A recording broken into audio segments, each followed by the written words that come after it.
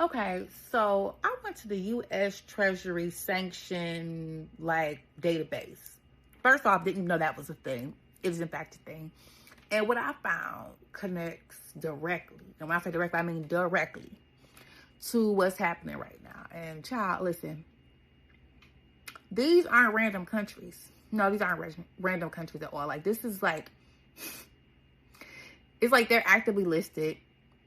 The list was like recently updated, and like at this point, it's active listing, active updates, and the target, right? You like, girl, that seemed like heavy language. Let me pull my notes up right now. Like, look at this right here on the screen. Look at the dates, right? 2025, what, last year? And 2026, this year, right? This right now is March 2026. It's actually the 22nd of March in 2026, right? Okay, y'all see those dates, right? Oh, okay. Listed in there, you should see that's real current. What? Russia, Iran, and Venezuela. Okay? Look at this. Russia, Iran, and Venezuela. Okay? So, you can't tell me we're not getting into these receipts. But here's where it really gets interesting. Here's where it gets really interesting. These are the same countries that were listed in what? They were listed as priorities in what? Project 25. Okay? So we're not just looking at headlines. No, we're not just looking at headlines. Mm-mm. We're looking at alignment. That's what we're looking at. We're looking at alignment between like policy, planning, and posture. That's what we're looking at. Matter of fact, I'm going to go ahead and read this to you. Check it out. This reorientation could represent the most significant shift in core foreign policy principles and corresponding actions since the end of the Cold War.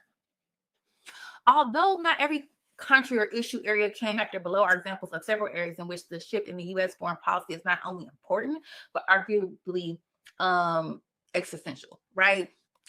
The point is not to assert that everyone in the evolving conservative movement, or in some cases, the growing bipartisan consensus, will agree with the details of this assessment. Rather, but it's presented below demonstrates the urgency of this issue and provides a general roadmap to analysts. In a world on fire, a handful of nations require heightened attention. Some represent existential threats to the safety and security of the American people. Others threaten to hurt the U.S. economy, and others are wild cards whose full threat scope is unknown but nevertheless unsettling. The 5 countries who the next administration should focus on its attention and energy on are China, Iran, Venezuela, Russia, and North Korea.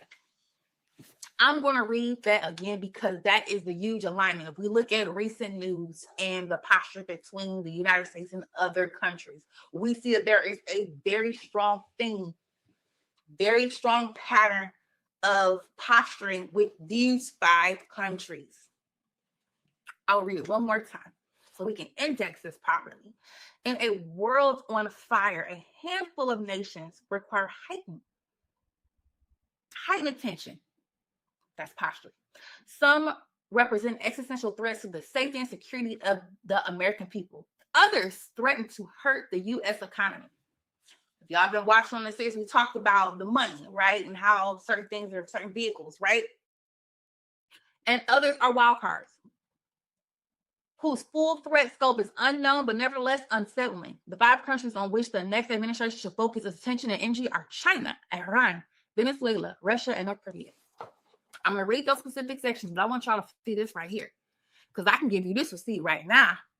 I can give you this receipt right now because I know it's all document. We have a hyperlink from that product. We have Iran, nor warn of Iranian threat to the U.S. ahead of nuclear rejects suggesting ICE agents will be at political stations. Did we not get to these receipts? I haven't even read the last section. Did I not get to these receipts?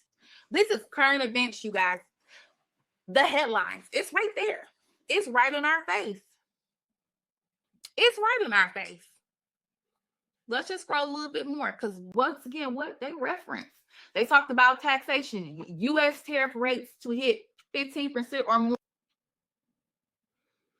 Explainer: after Trump's remarks, what is the status of Iran's weapons program? Right? Get into these receipts. Right? You can look into that on your own. You see that was directly in Reuters article, right? So it speaks about the 5 countries the next administration should focus its attention and energy on. And they said what? China, Iran, Venezuela, Russia, and North Korea. And I just indirectly showing that there are some things happening directly with that relationship. So what does this say with regards to those specific areas? It says that the People's Republic of China, right? The design of the People's Republic of China, PRC, and the Chinese Communist Party, which runs the PRC, are serious and dangerous. The tyrannical country with a population of more than 1 billion people has the vision, resources, and patience to achieve its objectives. Protecting the United States from the PRC designs requires an unambiguous defensive mix, including protecting American citizens and their interests, as well as U.S. allies from PRC attacks and abuse that undermines U.S. competitiveness, security, and prosperity. The United States must have a cost-imposing strategic strategic response to make Beijing's aggression unaffordable, even as the American economy and U.S. power grow. This stance will require real, sustained, near unprecedented U.S. growth, stronger partnerships, synchronized economic and security policies, and American energy independence. But above all, awareness perspective about the nature and design of the PRC as more of a threat than a competitor. Very strong language. The next president should use the State Department and its array of resources to reassess and lead this effort, just as it did during the Cold War. The U.S. government needs an Article X for China, and it should be a presidential mandate. Along with the National Security Council, the State Department should draft an Article X, which should be a deeply philosophical look at the China challenge. Many foreign policy professionals and national leaders, both in government and the private sector, are reluctant to take decisive action regarding China. Many are vested in the unshakable faith in the international system and global norm.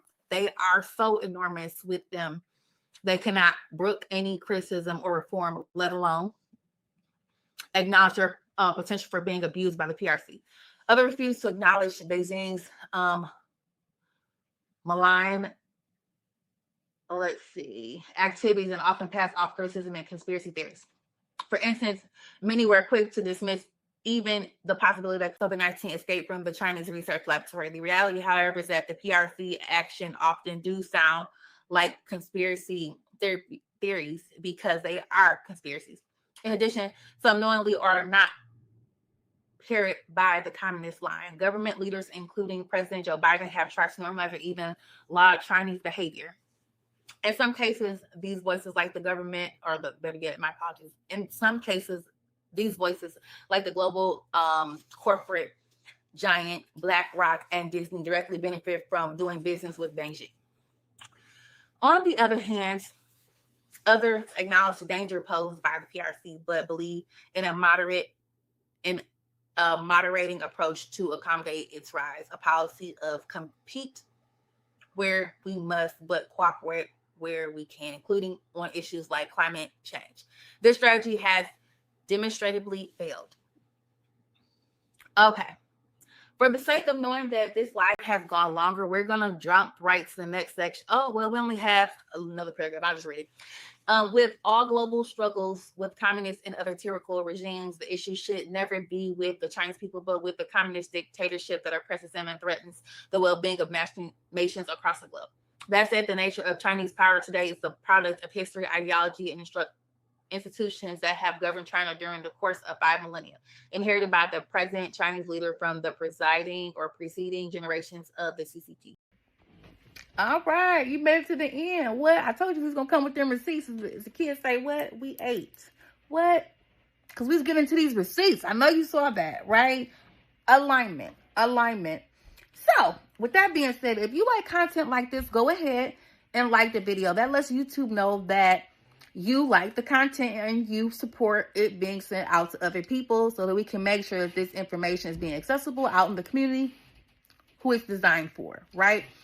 If you're someone where you like, listen, I like to marinate. Listen, we do a lot of marinate no information here on this channel. That's not a problem. Stay along and stick with us. And once you're ready, go ahead, subscribe. Subscribe only when you're ready, right?